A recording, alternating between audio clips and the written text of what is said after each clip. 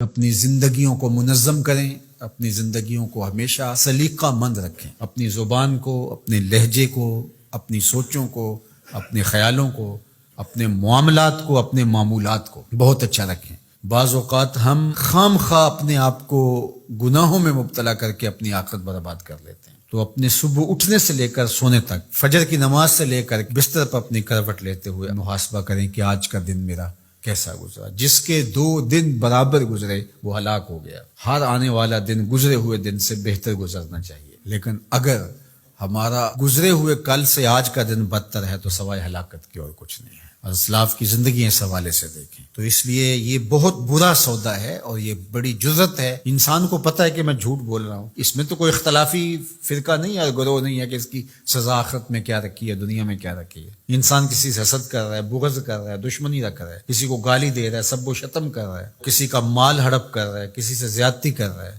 رشوت لے رہا ہے، یہ جو کچھ بھی ہماری زندگی میں شب و روز کے معمولات ہیں جو ہم کر رہے ہیں، یہ تو کوئی اختلافی مسئلہ نہیں ہے کہ جس کے بارے میں وہ کہا کہ مختلف اقوال ہوں کہ آپ نے اس فرقے پہ اور اس گروہ پہ اور اس مسلک پہ بات کر لی کہ نہیں ہمارے مسلک میں یہ جائز ہے۔ جھوٹ تو ہر مسلک میں ناجائز ہے، ہر الہامی غیر الہامی مذہب میں ناجائز ہے۔ اسی طرح رشوت کھانا، سود کھانا، شراب پینا، نظروں کی ناپاکیزگی اور اپنی زندگی کے جو دیگر امور بد ہیں، اس میں تو کوئی اختلاف نہیں ہے۔ اپنا وقت برباد کرنا، نمازیں چھوڑنا، لوگوں کو ایذا دینا، تکلیفیں دینا، ہمارا دین تو اس قدر حساس ہے لوگوں کے خیال رکھنے کے حوالے سے کہ لہسن اور پیاز کھا کر کے مسجد میں آنے سے روکا گیا ہے کہ تمہارے منہ سے نکلتی ہوئی سمیل کو سونگھ کر کے کسی کو تکلیف نہ ہو، کسی کو اذیت نہ پہنچے۔ وہ اس قدر حساس ہے۔ حضرت انس بن مالک آتے تھے تو چونکہ وہ جنہوں نے حضور کو نہیں دیکھا تھا تو وہ ان کا ہاتھ پکڑ کے چوم لیتے تھے کہ آپ نے حضور کو دیکھا، تو وہ اپنے ہاتھ کو خوشبو لگا کے آتے تھے کہ لوگ میرا ہاتھ حضور کی نسبت سے چومتے ہیں،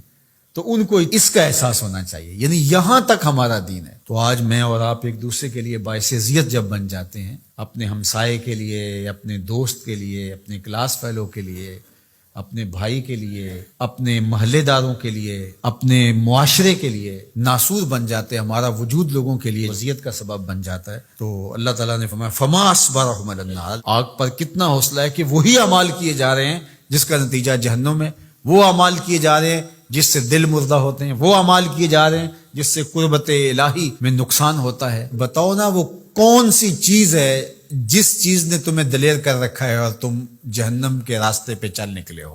وہ دولت ہے، حسن ہے، جوانی ہے، اقتدار ہے۔ وہ چیز کیا ہے جس چیز پہ تم ناز کر کے اپنے رب سے دور ہو کے جہنم کا ایندھن بننے کے لیے تیار ہو گئے؟ کتنا حوصلہ ہے لوگوں کا، کتنی ڈٹائی سے کہہ دیتے ہیں یہ جہاں مٹھا اگلا کس نے ڈٹا۔ کوئی کہتا کوئی بات نہیں، کر لو جو کرنا، آخرت میں توبہ کر لیں گے۔ توبہ کی امید پر گناہ کا کرنا یا ڈٹائی کے ساتھ گناہ پہ گناہ کیے جانا، اپنی بد اعمالیوں کی کوئی توجیہ کر لینا، مختلف شیطان کے فریب ہیں، مکر ہیں، وہ آپ کو مختلف طرح سے پھانس لیتا ہے، ہم اس کی کوئی توجیہ کر لیتے ہیں، اس کی کوئی صورت گری کر لیتے ہیں۔ مطلب کیا؟ جب اللہ کی کتاب سے ہم انحراف کریں گے تو اللہ توفیقات خیر سلب کر لے گا۔ یہ جو لعنت کا لفظ آپ نے سنا، تو لعنت کا کیا مطلب ہے؟ لعنت کا مطلب ہے کہ رحمتوں سے محروم کر دیا جانا۔ عرب کہتے ہیں جب وہ اپنی اولاد سے ناراض ہو جائیں یا کسی سے ناراض ہو جائیں بڑا، تو وہ کہتا ہے کہ میں تمہارے لیے دعا نہیں کروں گا، تم میری دعاؤں سے آج کے بعد محروم ہو گئے ہو۔ بلکہ میں نے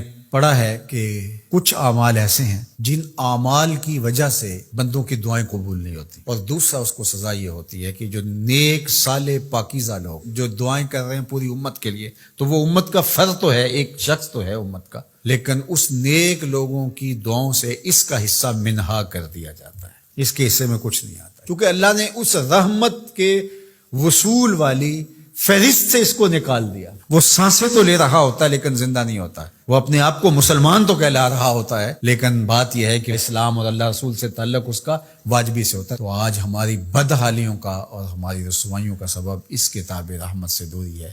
اللہ کتاب رحمت سے جڑنے کی توفیق دے۔